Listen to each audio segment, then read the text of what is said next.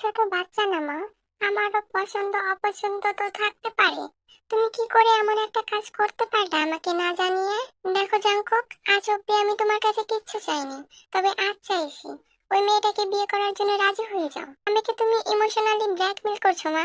দেখো, আমি অন্য কাউকে ভালোবাসি, আমি কিছুতে তাকে রেখে অন্য একজনকে বিয়ে করতে পারবো না।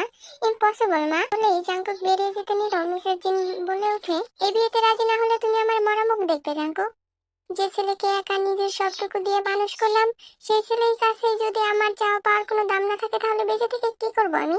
মায়ের কথা শুনে থমকে দাঁড়িয়ে পড়লো জাঙ্কুক। তার চোখে এখন অবিশ্বাস। আর নিজের মাঝে এরকম একটা কসম দিয়ে বসবে ভাবতেও পারেনি সে। তাকে ফুঁসে উঠলো জাঙ্কুক। ওকে ফাইন, তুমি চাও তো আমি ওই মেয়েকে বিয়ে করি? ওকে করলাম, তবে এর থেকে বেশি কিছু আশা করবে না আমার থেকে তুমি কখনো। মুহূর্তে মিসেস জিনের মুখে হাসি ফুটলো। এগিয়ে এসে ছেলেকে জড়িয়ে ধরে কপালে চুমু খেলো ভদ্র মহিলা। জাঙ্কুক নির্জীব দাঁড়িয়ে রইল মায়ের কর্মকাণ্ডে। তাকে এক প্রকার বলির পাঠা বানাতে যাচ্ছে, তো সে তো কিছুতে এটা মেনে নেবে না। কালকে লক্ষ্মী মেয়ের মতো বিয়েটা করে নিবি, নয়তো আমার থেকে খারাপ কেউ হবে না। তে খাইয়ে পুষে বড় করেছি, অন্তত এটার প্রতিদান দিস। মা, সামনে আমার পরীক্ষা, তুমি দয়া করে এমন মুখে মুখে তর্ক করবি না। পড়ালেখা করে কি করবি? সেই তো শাশুড়ি বাড়ি গিয়ে হাড়ি পাতিল মাজতে হবে। কালকে আমি কোনো ঝামেলা চাই না, চুপচাপ বিয়েটা করে নিবি। তে আম্মু, আপু যখন চাইছে না জোর করছো কেন? পরীক্ষার পর না সেটা প্লিজ। তুমি মুখে মুখে তর্ক করা শিখছো কবে থেকে? আমি সব পছন্দ করি না। কখন কি করতে হবে সেটা তোমার থেকে আমি ভালো বুঝি। বলেই জেনি বেগম রুম থেকে লিসাকে নিয়ে চলে গেলেন। তে বিছানার চাদর খামচে মেঝেতে বসে কাঁদতে লাগলো। অনেক কষ্ট করে টিউশনি করে পড়ালেখায় এত দূরে এসেছে সে। সামনে মাসে অ্যাডমিশন পরীক্ষা। এই সময় এসে তার সৎ মা তাকে বিয়ে দিতে যাচ্ছে, কিন্তু তার তো কিছু করার নাই। বাবার কাছে গিয়ে যে বলবে সেই উপায়ও নেই। জেনের উপর দিয়ে একটা কথা বলতে পারেন না মিস্টার কাই। অসহায়ের মতো বিছানায় মুখ গুজে ফুপিয়ে কাঁদতে লাগলো তে। বাড়িতে বিয়ে থাকলেও বিয়ে বাড়ির মতো করে মোটেও সাজানো হয়নি, তবে যতটুকু সাজালেই নয় ততটুকুই। কাছের দুই একজন আত্মীয় ছাড়া কাউকে জানায়নি মিসেস জেনি। মিসেস জিন একটু পর পর ফোনের দিকে তাকাচ্ছেন আর কাউকে কল দিয়ে যাচ্ছেন। চোখ মুখে বিরক্তির সাথে সাথে চিন্তার ছাপ স্পষ্ট। তার পাশেই বসে আছে লাল টুকটুকে বেনারসি শাড়ি পরে তে, ওড়না দিয়ে ঢাকা পুরো মুখশ্রী। মিসেস জিনকে চিন্তিত দেখে তের বাবা মিস্টার কাই এগিয়ে এসে জিজ্ঞেস করলেন, বেন, কোনো সমস্যা হয়েছে কি? আপনাকে এমন চিন্তিত লাগছে কেন? আর ছেলে কই? বিয়ের সময় তো চলে যাচ্ছে। মিসেস জিন আমতা আমতা করতে লাগলেন। সে নিজের ছেলের এমন উদাসীন ভাব দেখে অবাক হচ্ছেন। এমন সময় মিসেস জিনের ফোন বেজে উঠলো। স্ক্রিন চোখ রাখতেই দেখতে পেল সোগা ফোন দিয়েছে। সোগা, জাঙ্কুক কোথায়? এদিকে সবাই ওর জন্য অপেক্ষা করছে। বাবা, চলে আসছি মামনি, 1 মিনিট লাগবে, আমরা বাইরেই আছি। মিসেস জিন শান্ত হলেন। কাজে বিয়ে শুরু করার 2 মিনিট আগে এসে জাঙ্কুক তের সামনের সোফায় উপর বসেছে। মিসেস জিনের ভয়ঙ্কর চাহনি আর বাবার মুখের দিকে তাকিয়ে এক প্রকার পাত্রকে না দেখেই সাইন করে দিয়েছিল যে এরপর বিয়ের সময় শুধু পাত্রের নাম জেনেছে জিয়ন জাঙ্কুক। ফুল সাজানো বিছানায় আধ হাত ঘোমটা দিয়ে বসে বসে বিছানার সাথে পায়ের নখ খুঁজছে। সৎ মা আর বাবার উপর অভিমান করে বিয়েটা তো করে নিয়েছে, কিন্তু এখন ভীষণ ভয় লাগছে তার। যাকে বিয়ে করেছে তাকে দেখেনি অব্দি। লোকটা কেমন না কেমন হবে। আচ্ছা, লোকটা কি এসেই ওর উপর স্বামীর অধিকার ফলাতে শুরু করবে? ভেবে হাত পা কাঁপতে শুরু করছে তে। এদিকে রাত 2টো বাজতে চলল, জাঙ্কুক রুমে আসছে না।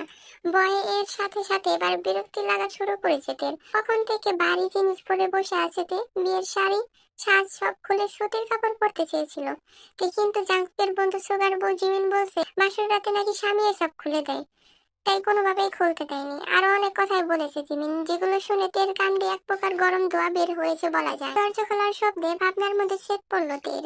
জাঙ্কুক রুমে এসে ভেতর থেকে দরজা লাগিয়ে দিতে লজ্জারা থেকে ঘিরে ধরলো। পা দুটো টেনে নিল শাড়ির নিচে থেকে। দরজা খুলে নিজের খাটের উপর থেকে বসে থাকতে দেখে রাগে কপালের রোগ ফুলে উঠলো জাঙ্কুকের। এতক্ষণ সে ছাদে দাঁড়িয়ে প্রেমিক আয়ুর সাথে কথা বলছিল। আয়ু বারে বারে বলেছে এই মেয়েকে যেন যত তাড়াতাড়ি পারে জাঙ্কুক ডিভোর্স দেয়। আয়ু থাকার কথা ছিল আজ জাঙ্কুকের বিছানায়, সেখানে তেকে দেখে যেন কিছুতেই রাগ কন্ট্রোল করতে পারলো না। এগিয়ে গিয়ে তের বাহুর ধরে টান দিয়ে খাট থেকে ফেলে দিলে। হঠাৎ করে এমন হয় ব্যালেন্স রাখতে না পেরে মেঝেতে মুখ থুবড়ে পড়লো তে। কি হয়েছে মস্তিষ্কে পৌঁছাতেই চোখ খুলে তাকালো সদ্য বিয়ে হওয়া স্বামীর দিকে।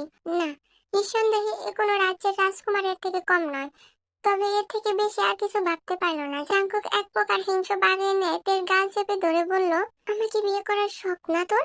সব শখ মিটিয়ে দেবো। শালি, যেই দেখলি বড়লোক ছেলে অমনি গলায় ঝুলে পড়লি। একবার নিজেকে দেখেছিস? কোথায় তুই আর কোথায় আমি? আমার বোকার যোগ্যতা আছে তোর? তে একের পর এক ধাক্কা খাচ্ছে। জাঙ্কুকের কথা তার মাথার উপর দিয়ে যাচ্ছে। কি কি করছেন আপনি? চুপ, একদম চুপ। আমার বউ হওয়ার একদম চেষ্টা করবি না, আমি তোকে কোনোদিন বউ হিসেবে মানবো না, মনে রাখবো। এবার যেন তোর ধৈর্যের বাঁধ ভাঙলো। নিজেকে সামলে উঠে দাঁড়িয়ে, তাহলে বিয়ে করেছেন কেন আমার? আমি কি বলেছিলাম আমাকে বিয়ে করতে? তোর মতো থার্ড ক্লাস মেয়েকে কৈফিয়ত দিতে বাধ্য নই আমি। নিজের সীমার মধ্যে থাকি। আমার সামনে কখনোই স্বামীর অধিকার নিয়ে আসলে এমন অবস্থা করবো ভাবতেও পারবি না। তে কিছু বলার জন্য মুখ খুলতে যাবে, তার আগে জাঙ্কুক রাগে তের বাহু ধরে হ্যাচকা টান দিয়ে মেঝেতে ছুঁড়ে ফেলে দিয়ে এগিয়ে গেল বিছানার দিকে। ফুল বিছানো সাদা চাদর মুহূর্তে জায়গা পেল মেঝেতে। অতঃপর তের দিকে তাকিয়ে বলল, আমি ফ্রেশ হয়ে এসে যেন একটা ফুলও দেখতে না পাই গটি, বলে কাপড় নিয়ে ওয়াশরুমে চলে গেল জাঙ্কুক। এদিকে পড়ে গিয়ে হাতে ব্যথা পেল। জাঙ্কুকের ব্যবহারে ভুলে গেল সব। অবাক হতে গিয়েও যেন পারলো না। তার ভাগ্যটাই তো এমন। এ আর নতুন কি, নিজের ভাগ্যের উপর উপহাস করে পিছিল হাসলো। অতঃপর উঠে গিয়ে ঘরে থাকা ঝাড়ু দিয়ে সব পরিষ্কার করতে লাগলো। জাঙ্কুক বের হলো অনেকক্ষণ পর, কিন্তু নিজেকে শান্ত করে এসেও যেন লাগলো না। তে শুয়ে আছে ওর বিছানায়। আমার বিছানায় শুয়েছিস কোন সাহসে? তোকে বলেছি না এই বিয়ে আমি মানি না, তারপরে আমার বিছানায় কি করছিস তুই? এই ঠান্ডায় আমি কোথায় ঘুমাবো? এখানে খুশি ঘুমা, কিন্তু ভুলেও আমার বিছানায় আসার চেষ্টা করবি না। তোদের মতো মেয়েদের আমার ভালো করে জানা আছে। তুই কিছু বললো না, কথা বলার মতো ইচ্ছে কিংবা মানসিকতা কোনটাই হচ্ছে না তার। নিঃশব্দে খাট থেকে উঠে গিয়ে বসলো সোফার উপর। খুব কষ্ট করে হলে দুজন মানুষের বসার মতো সোফা, এখানে ঘুমাবে কি করে বুঝতে পারছে না ও। এদিকে যেতে জাঙ্গো ঘরের লাইট বন্ধ করে এসির পাওয়ার বাড়িয়ে কম্বল মুড়ি দিয়ে শুয়ে পড়লো। একে তো হালকা শীত, তার উপর এসির বাতাসে যেন জমে যাচ্ছে। তে নিজেকে কোনো রকম গায়ে থাকা কাপড় দিয়ে পেঁচিয়ে সোফায় হেলান দিয়ে চোখ বন্ধ করলো। তে সকাল হতেই জিমিনের ডাকে ঘুম ভাঙলো। তে মিটমিট করে চোখ খুলে কোথায় আছে সেটা বোঝার চেষ্টা করলো। সোজা হয়ে বসতে গেলে ঠাস করে পড়ে গেল মেঝেতে। শাড়িতে এমন ভাবে পেঁচিয়ে আছে যে তার সামলাতে না পেরে পড়ে গিয়েছে। মুহূর্তে নিজের দিকে তাকিয়ে কালকে সব কথা মনে পড়ে গেল তার। জিমিন ব্যাপারটা বুঝতে পেরে মুচকি হেসে চলে গেল। সে কি ভুলে গিয়েছিল নতুন দম্পতির ব্যাপারটা? জিমিনার হাসি মুখের দিকে তাকিয়ে মনে মনে উপহাস করে হাসলো। অতঃপর তাকালো একবার বিছানার দিকে। জাঙ্কুক উপর হয়ে শুয়ে আছে, কোমর পর্যন্ত কম্বল দেওয়া। মুহূর্তের মধ্যে চোখ সরিয়ে নিয়ে নিজের কাপড় নিয়ে ওয়াশরুমে ঢুকে গেল। তে দ্রুত ফ্রেশ হয়ে বেরিয়ে এলো। পুরো রুমে চোখ বুলিয়ে দেখলো জাঙ্কুক কোথাও নেই। হয়তো লোকটা উঠে গিয়েছে, তো ওয়াশরুমেই ছিল। এত কথা ভেবে কাজ কি? এগিয়ে গিয়ে বিছানা গুছিয়ে আয়নার সামনে গিয়ে দাঁড়ালো। তে তোমার হয়েছে, মামনি নিচে যেতে বলেছে।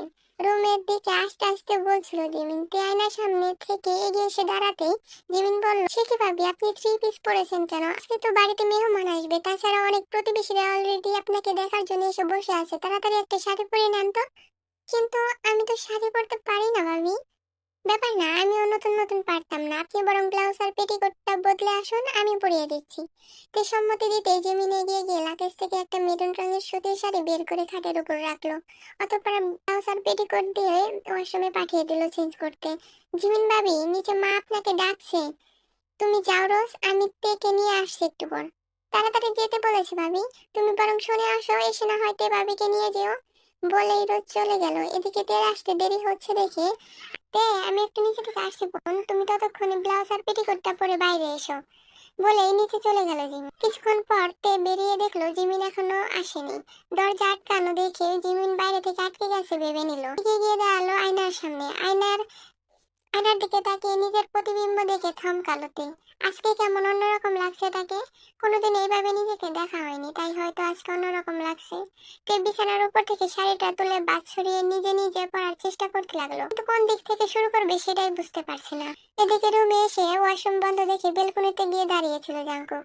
তে বেরোনোর সময় ওয়াশরুম খোলার আওয়াজ হতে একটু সময় নিয়ে বেলকনি থেকে রুমে আসছিল উদ্দেশ্য গোসল দেবে। ঘুম থেকে উঠে ছাদের রুমে জিম করতে গিয়েছিল সে, কিন্তু রুমে ঢুকতে এমন একটা দৃশ্য দেখতে পাবে ভাবতেও পারেনি। ব্লাউজ আর পেটিকোট পরে আয়নার সামনে দাঁড়িয়ে কাপড় উল্টে যাচ্ছে। উজ্জ্বল শ্যামবর্ণের মেথিন কোমর উন্মুক্ত হয়ে আছে। চুল থেকে ফোঁটা ফোঁটা পানির কণাগুলো গলা ঘাড়ে মুক্তোর মতো চিকচিক করছে। জাঙ্কুক সেদিকে তাকিয়ে শুকনো ডুব গিলল। তে এখন নিজের মতো করে চেষ্টা করে যাচ্ছে। সরি ভাবি, মামিনি একটু ডেকেছিল, আমি বেশি দেরি করে ফেলিনি তো। তেমন কিছু না ভাবি, আচ্ছা দিন আমি পরিয়ে দিচ্ছি, বলেই জিমিন কাপড় পরিয়ে দিতে লাগলো। জিমিনকে আসতে দেখে জাঙ্কুক আবার বেলকনিতে ঢুকে গিয়েছে। কেন যেন না চাইতো বারবার তের উন্মুক্ত কোমরের দিকে চোখ যাচ্ছিল ওর। ও তো আয়ুকে ভালোবাসে, তাহলে কি করে তে কেমন ভাবে দেখতে পারে ভেবেই নিজেকে মনে মনে কয়েকটা গালি দিয়ে বসলো জাঙ্কুক। মা আসছিস আমার কাছে, আয় দেখি। নিচের দিন সোফার উপর বসে প্রতিবেশীদের সাথে গল্প করছিলেন। জিমিন থেকে নিচে নিয়ে আসতে নিজের পাশে এনে বসলেন তিনি। এদিকে জিমিনকে সোগা ডাকছে, তাই দ্রুত নিজের রুমের দিকে গেল। তা জিন ভাবি, আপনার ছেলে তো মাশাআল্লাহ চাঁদের টুকরা, তার জন্য এমন কয়লা আনলেন কি মনে করে? মহিলাটার কথায় মাথা নিচু করে নিল। তে অপমানে এখান থেকে ছুটে চলে পালিয়ে যেতে ইচ্ছে করছে। এই গায়ের রং নিয়ে তাকে ছোট থেকে কম কথা তো শুনতে হয়নি। এই রঙের জন্যই তো ছোট থেকে বাবার ভালোবাসাটাও সে পায়নি। কি বলছেন কি ভাবি? আমার তেমার মতো লক্ষ্মীমন্ত মেয়ে আর দুটো হয় না। আমার তেমা লাখে একটা, বুঝলেন? তাই বলে আপনারা ওই রাজপুত্রের মতো ছেলের জন্য এমন মেয়ে ঘরে আনলেন? দেখুন ভাবি, আপনারা আমার পোতের বউ দেখতে এসেছেন, দেখে চলে যাবেন। আমার বউমার গায়ের রং কেমন সেটা না হয় আমাদের বুঝতে দেন। এই না কালাপোলার বউ, তার লাগে আবার আমাকে অপমান করতেছেন আপনি। এই চলো সবাই এখান থেকে, দেখবেন একদিন নেমে আপনার সংসার ভেঙে চলে যাইব, বুঝবেন খেলা। তিন বেগম রাগে হাত মুষ্টিবদ্ধ করে নিলেন। তে এখনো মাথা নিচু করে বসে আছে। কি হয়েছে পাগলি মেয়ে? আমি বা আমরা কি তোকে কিছু বলেছি? বাইরের লোকের কথায় কান্না কেন করছিস? আমি আছি তো। আজকের পর থেকে কেউ গায়ের রং বা কি তোকে নিয়ে কিছু বললে মুখের উপর জবাব দিয়ে দিবি, বুঝলি? জিন বেগম তের মাথা নিজের বুকে রাখতে তেজাবতে জড়িয়ে ধরলো মিসেস জিনকে। ওর নিজের মা মারা যাওয়ার পরে প্রথম মনে হচ্ছে মায়ের ভালোবাসা অনুভব করতে পারছে তে।